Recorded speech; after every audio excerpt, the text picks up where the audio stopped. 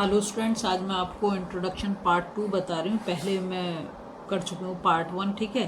तो zero of polynomial समझो।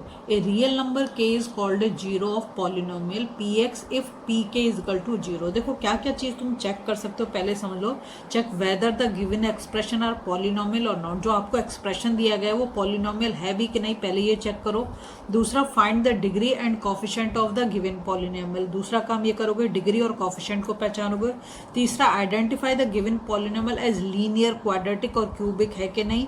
और फिर है find the value of zero of a polynomial. तो ये चीज़ मैं तुम्हें बताऊंगी, और पहले वाली जितनी भी चीज़ें मैं ऑलरेडी पार्ट 1 में बता चुकी हूँ, ठीक है। यहाँ पे देखो हमें जो दे रखा है, एक्सप्रेशन दे रखा है x cube minus 4x² plus 7।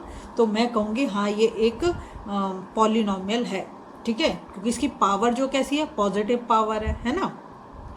तो इसलिए अब इसमें पूछा जाए कि बताओ इसका कॉफिशेंट क्या। अगर पूछा जाए x² का कॉफिशेंट बोलो तो क्या बोलोगे, -4 उसका कॉफिशेंट है। अगर x³ का कॉफिशेंट पूछा जाए तो कोई नंबर नहीं है तो 1 बोल दोगे, ठीक है। तीसरी चीज़ उसने कहा कॉफिशेंट बता दिया, डिग्री बता दिया। अब इसको पूछा जाएगा बताओ ये एक पॉलिनोमियल है कि नहीं है। ये एक पॉलिनोमियल नहीं है, क्योंकि जब तुम इसे लिखोगे तो कैसे लिखोगे, 5x⁻⁻1। तो ये तो तुम्हारा पॉजिटिव नहीं आ रहा, ये तो नेगेटिव आ गई। अगर पावर आपकी फ्रैक्शन में आ रही है या नेगेटिव आ रही है तो पॉलिनोमियल हो ही नहीं सकता, ठीक है। तो इसलिए ये तो एक पॉलिनोमियल नहीं है, तो इसके बारे में तो हम बात ही नहीं करेंगे, सिर्फ इसके बारे में बात कर रहे हैं, ठीक। अब पूछा find the value of zeros of a polynomial. ये मैं तुम्हें बताती हूँ। देखो यहाँ पे दे रखा है P X is equal to 2x² minus 5x plus 4, find P, और यहाँ पे दे रखी है 2, ठीक है। तो यहाँ पर ये x की वैल्यू 2 दे रखी है। ये हमें पॉलिनोमियल दे रखा है, कैसा है, क्वाड्रेटिक है, ठीक है। अब देखो हम क्या करेंगे, यहाँ पे जो x लिख रखा है ना, यहाँ पे हम लिख देंगे 2, दे रखा है हमें क्वेश्चन में। अब क्या करेंगे, 2 जहाँ जहाँ पर भी x है वहाँ पर हम 2 लगा देंगे। -5, 2 प्लस 4, तो क्या हो जाएगा ये, 2 2 जा 4, 4 2 जा 8, माइनस 5 2 जा 10 प्लस 4। 8 और 4 दोनों पॉजिटिव हैं, तो 8 और 4 कितना हो गया, 12 माइनस 10। तो आंसर आपका कितना आ गया, 2, ठीक है। अब देखो यहाँ पे find zero polynomial QX is equal to 3x plus 2। हमें पूछा है जीरो फाइंड करना है, तो हम इसमें लिख दें QX इज इक्वल टू 0। उसके बाद क्या करेंगे हम, देखो ये लिख रखा है 3x plus 2 is equal to 0 कर देंगे।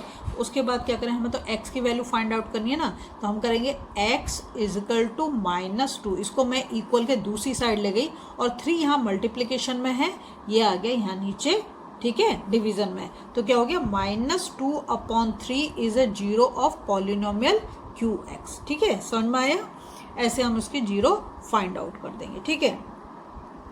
अब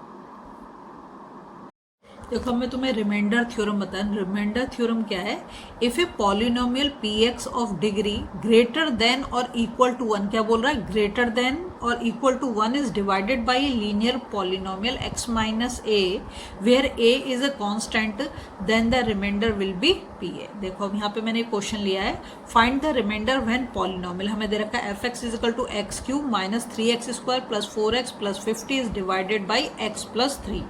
तो यहाँ पे जो हमें दे रखा है x plus 3 is equal to 0 कर दो, तो क्या हो जाएगा, ये x इज इक्वल टू -3 हो जाएगा ना।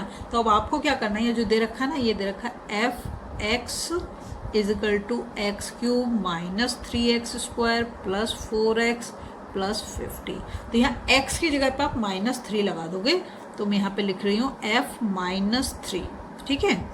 तो x की जगह पे क्या करूँगी, -3³ -3, और यहाँ पर फिर -3², जहाँ जहाँ भी x है वहाँ पर आपको -3 कर देना है, ठीक है।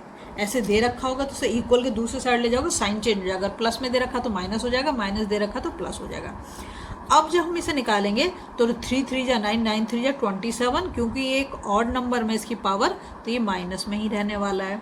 फिर यहाँ पर माइनस साइन, अब ये स्क्वायर, तो स्क्वायर तो पॉजिटिव हो जाएगा, 3 3 जा 9, 9 को 3 से मल्टीप्लाई करेंगे तो 9 3 जा 27, फिर ये नेगेटिव आ गया क्योंकि नेगेटिव साइन है पहले।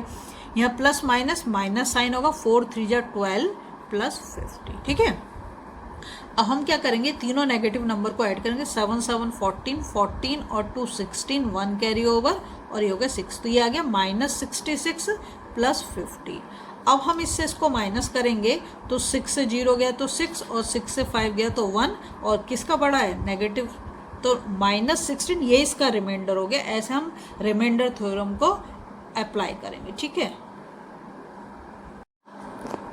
देखो अब मैं आपको ना फैक्टर थ्योरम बता रही हूँ, दे रखा है if a polynomial px of degree greater than 1 has a factor x minus a where a is a real number then p a is equal to 0 its converse is also true। देखो एक example से आप समझ जाओगे। यहाँ question दिया है show that x + 5 is a factor, बोल रहा है कि फैक्टर है ऑफ द पॉलिनोमियल किसका, fx is equal to x³ + x² + 3x + 115। इसने हमें जो दे रखा है, क्या दे रखा है, x + 5 फैक्टर दे रखा है। तो सबसे पहले हम लिखेंगे x + 5 इज इक्वल टू 0। अब हमें x की वैल्यू चाहिए उसमें डालने के लिए, तो क्या हो जाएगा, x इज इक्वल टू -5, ठीक है। अब जो हमें इसने पॉलिनोमियल दे रखा है, क्या दे रखा है, fx is equal to x³ + x² + 3x + 115। हम क्या करेंगे यहाँ पर, जब भी ना देखो प्लस में अगर फैक्टर वो बोल रहा है कि वो उसका फैक्टर है, तो जो साइन दे रखा है उसका अपोजिट साइन हमें ले लेना है।